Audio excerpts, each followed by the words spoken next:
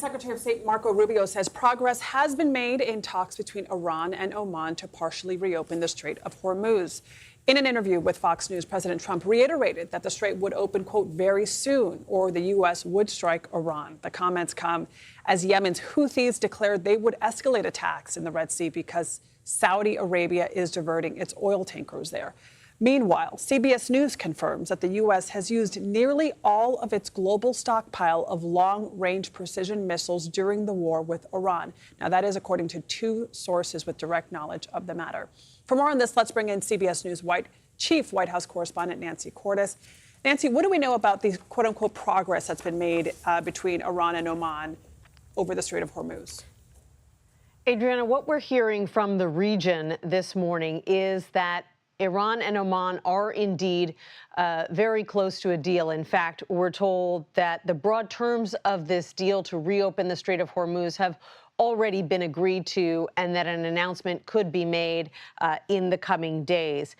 As for what the deal looks like right now, basically they've hammered out which channel within the strait ships would safely be able to go into the Persian Gulf, and the fact that Iran would control that, then Oman would control the exit from the strait as you had outside parties, possibly European countries, coming in to demine the strait, mines that might have been placed there by Iran over the course of this 5-month war to make sure that there's a broader area of the strait that is safe to pass through in the future.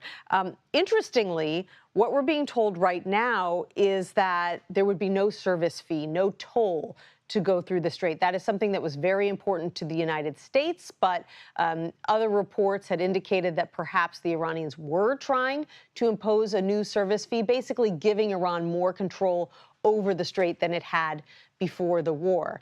The president himself, even though the U.S. is only indirectly involved with these negotiations, he said last night that this is a good deal that could be announced tomorrow or the next day.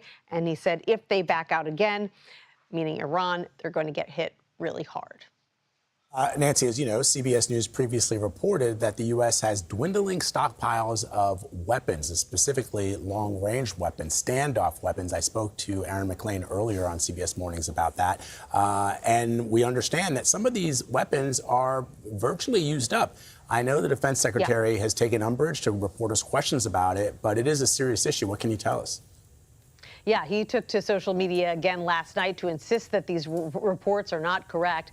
But the latest report that really rankled the White House came from Reuters, which said yesterday that over the course of this 5-month war with Iran, some very crucial weapons systems, notably the ATACMS system and the precision strike missiles, have been all but depleted.